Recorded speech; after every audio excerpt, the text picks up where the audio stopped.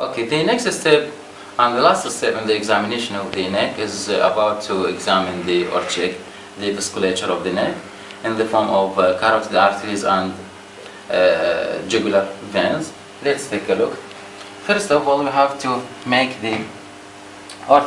let's determine the carotid pulsation, really by pressing here laterally with the left thumb over the transverse spinous processes of the neck.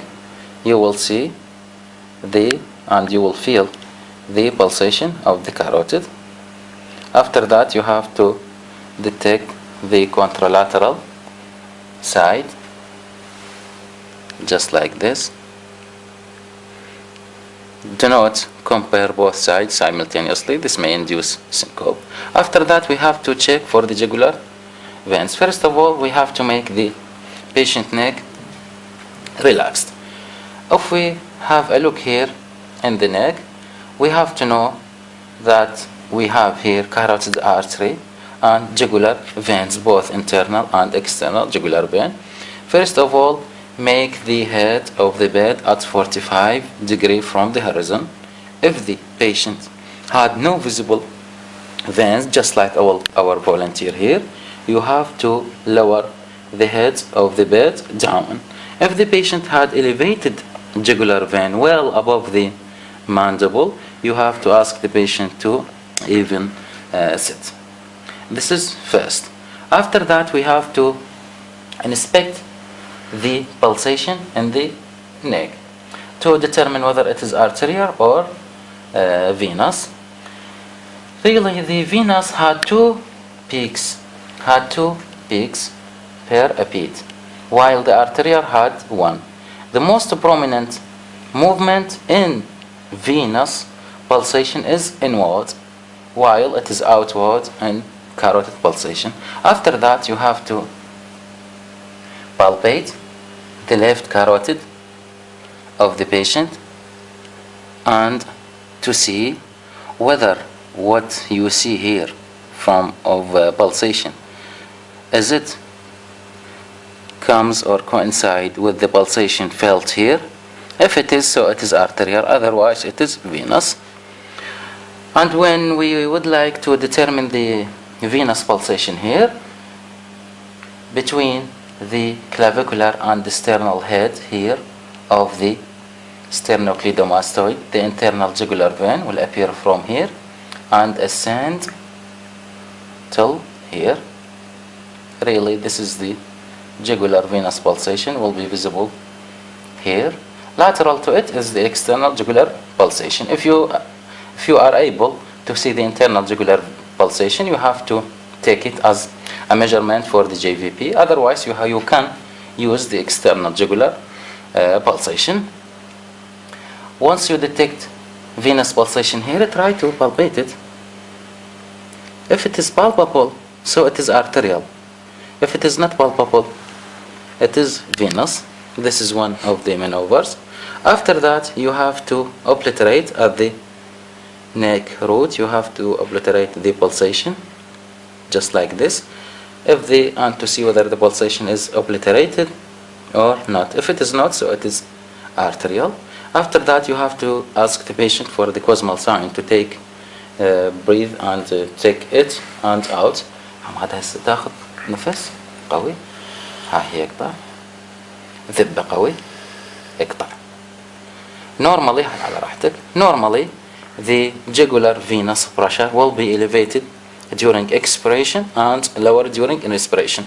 The reverse is called the cosmal sign. After that, we have to warn the patient and tell him that we are going to perform the abdominal jugular reflex. بس حماد راح تضغط شوية على بطنك while we inspect the jugular venous pressure. Here we have to press the mid abdomen with our palm from a pressure for 10 seconds and to see the jugular venous pressure for 10 seconds, and then remove your hands. If the jugular venous pressure is raised and then descend 4 cm with the withdrawal of the hand. This indicates positive abdominal jugular reflex. This test is designated to check the right side function of the heart. After that, we have to determine the upper limit of the jugular vein. For example, if it is here, for example, let's say, if it is here, how can we determine it? We can determine it. This is the top of the oscillation or of the pulsation, and you have to have a ruler from the sternal angle. Sternal angle is about 5 cm below the suprasternal notch. Here, a ruler, and to check, for example, if it is here, so it is about 5 cm from the sternal angle. You can comment upon the JBP that it is 5 cm above the sternal angle, or totally it is 10. Why? Because from the right side of the heart till the sternal angle, we usually give fixed value, which is 5 cm. So 5 cm plus this 5 cm, the net result will be 10 cm water, which is the JBP. After that, you have to check the jugular veins, which wave is apparent. Normally, the A and V wave is are the most obvious one, and we have to know the waves, how we can draw the waves of the JBP. Really, we have a simple skills here. First of all, we can write C V A. Really, this term is widely used in neuromedicine, but here it indicates the waves of the jugular vein, some of the waves. Between them, you can put here X and here Y. Just connect between them. This is the jugular venous pressure.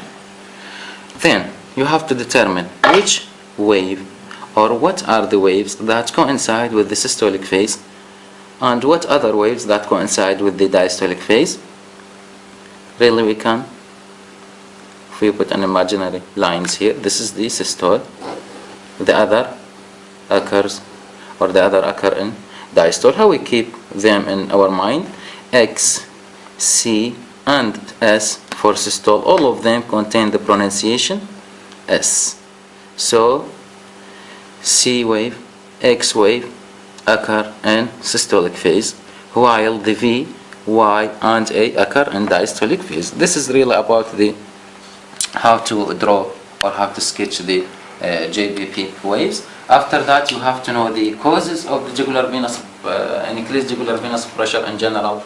You have to know the causes of giant prominent A wave or the canon A waves, the causes of V wave, most prominent V wave in the jugular vein, and X and Y, prominence of X and Y, for example, in constrictive pericarditis, or just the Y with the absence of X, for example, in patient with cardiac tamponade. And also you have to know the causes of the cosmal sign. All these about the examination of the jugular vein in the neck.